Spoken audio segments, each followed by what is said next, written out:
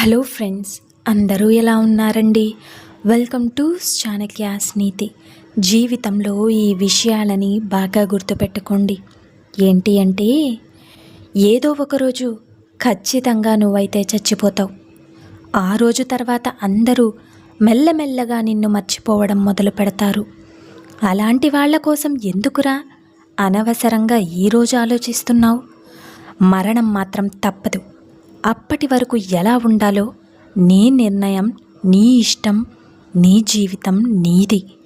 కాబట్టి ఏది కూడా ఎప్పుడూ కూడా వదులుకోవద్దు. ఏం జరిగినా దానికి ఒక కారణం ఉంటుంది.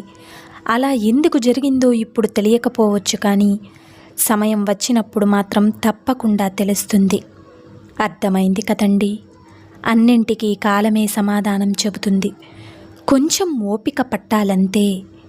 కోట్లు కూడబెట్టి కడుపు నిండా తినలేని వారికంటే కష్టాన్ని నమ్ముకుని కడుపు నిండా తినేవారే ఎంతో అదృష్టవంతులు.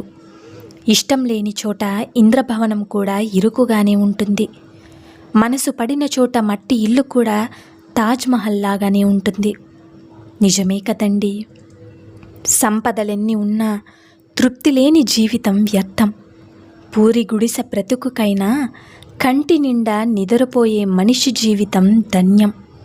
మన జీవితం మంచిగా లేదంటే మన అలవాట్లు, చేసే పనులు మంచిగా లేవని అర్థం. ప్రేమించిన వారు దగ్గరున్నప్పుడు అంతా బాగానే ఉంటుంది, కానీ వాళ్ళు దూరమయ్యాకే తెలుస్తుంది వారి విలువ. వారు లేకపోతే మనం పడే బాధ విలువ ఏంటో అప్పుడు తెలుస్తుంది. ఎదుటివాడు మంచివాడు చెడ్డవాడు అని వేలు పెట్టి చూపించే హక్కు నీకు లేదు. ఇక ఎవరి జీవితం వారిది. నచ్చితే మాట్లాడు, నచ్చకపోతే వదిలే. డబ్బు కంటే ఎక్కువగా శరీర ఆరోగ్యాన్ని రక్షించుకోవాలి. ఎందుకు అంటే, శరీరం ఆరోగ్యం పాడైతే ఆ పాడైన తర్వాత డబ్బు కూడా దానిని తిరిగి రక్షించలేదని గుర్తుపెట్టుకో.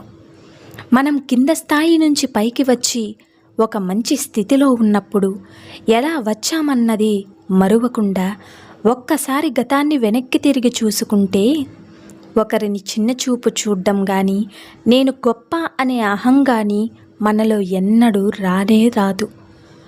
ఒక వ్యసనానికి బానిసైన ఏదో ఒకరోజు మారొచ్చు, కానీ ఒక మనిషికి మాత్రం బానిస కావద్దు. ఇక రేపు వాళ్ళు లేని రోజు వచ్చినప్పుడు కోలుకోలేవు. నమ్మకం ఉంటే మౌనం కూడా అర్థమవుతుంది.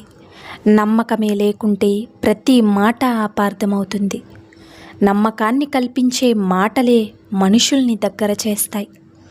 ఆ నమ్మకం మాటల్లోనే కాదు, చేతల్లో ఉన్ననాడే బంధాలు కలకాలం నిలబడతాయి.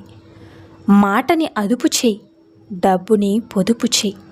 ఈ రెండు నీ వెంట ఉంటే గనుక ఇక ఎప్పుడూ కూడా ఎక్కడికైనా నీదే పై చేయి అవుతుంది. అలవాట్లు అదుపులో ఉంటేనే జీవితం అదుపులో ఉంటుంది. అలవాట్లు హద్దుమీరితే జీవితం దారి తప్పుతుంది. గుర్తుంచుకోండి, డబ్బులు లేని పురుషుణ్ణి వేశ్య పట్టించుకోదు. ఓడిపోయిన రాజుని ప్రజలు పట్టించుకోరు. ప్రపంచంలో అందరూ వారి వారి స్వలాభాన్నే చూసుకుంటారు. ఎప్పటి వరకు నీతో జనాలకి లాభం ఉంటుందో అప్పటి వరకే నీకు విలువ ఉంటుందని గుర్తుపెట్టుకో.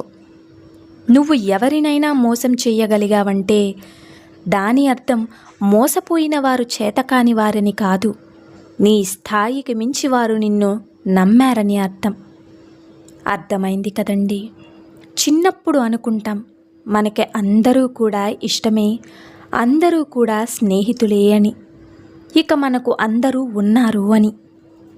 పెరుగుతున్నప్పుడు అనుకుంటాం అందరూ దూరమైతే మనం ఉండలేమని. ఎదిగే కొద్దీ తెలుస్తుంది మనకి చివరిదాకా మనకి మనమే తోడు అని. నిజమే కదండి? నిద్రపోయే ముందు ప్రతి ఒక్కరికి ఎవరో ఒకరు గుర్తుకు రావడం సహజం. అలాగే తెల్లారి లేచాక ఎవరైతే మీకు ముందుగా గుర్తుకు వస్తారో ఇక ఖచ్చితంగా వారే మీకు అత్యంత ఇష్టమైన వారు. నీతి సూత్రాలన్నీ కూడా డబ్బు లేని వాడి కోసమే తయారు చేయబడ్డాయంటారు. ఎందుకు అంటే డబ్బున్న వాళ్ళల్లో నీతి నిజాయితీలు పాటించేవారు చాలా తక్కువ.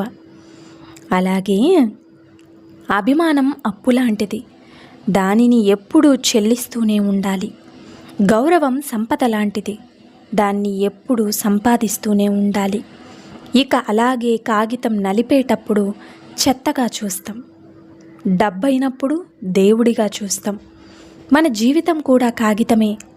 చెత్త అవడం దేవుడవడం మన స్థాయిని బట్టే ఉంటుంది.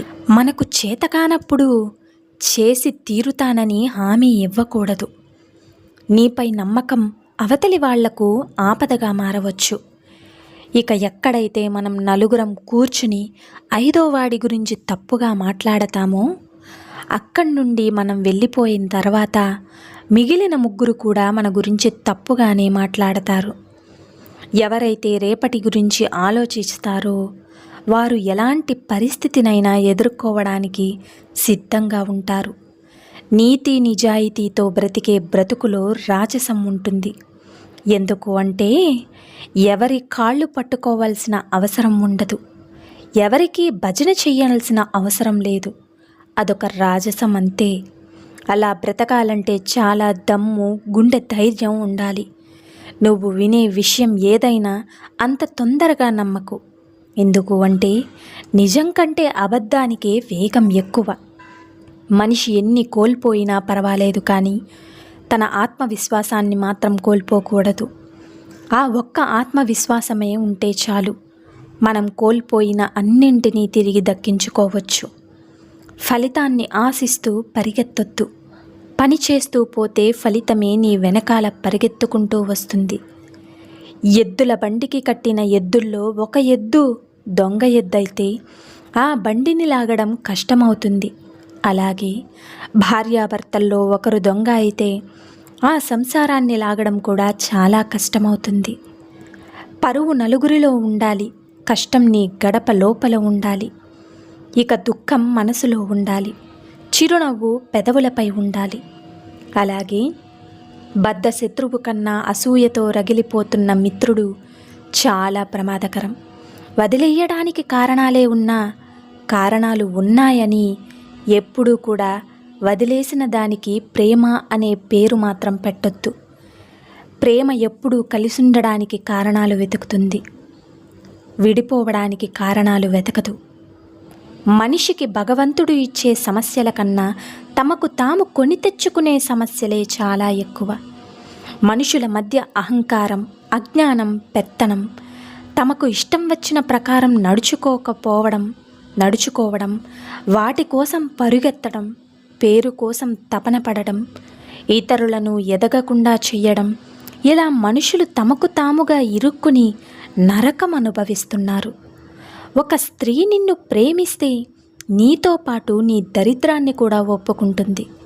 నువ్వు ఎంత చదివావన్నది నీ డిగ్రీ కాగితాల్లో ఉంటుంది. నువ్వు ఎంత నేర్చుకున్నావన్నది నీ ప్రవర్తనలో ఉంటుంది. నువ్వు నచ్చడం లేదు అంటూ దూరంగా వెళ్ళే వారిని కారణాలు అడగకు. ఎందుకు అంటే కారణాలు లేకపోయినా వారికి తగ్గట్టుగా తయారు చేసుకుంటారు కాబట్టి. ఎక్కువగా నమ్మడం, ఎక్కువగా ఆశించడం, ఎక్కువగా ప్రేమించడం ఫలితంగా బాధ కూడా ఎక్కువగానే ఉంటుంది.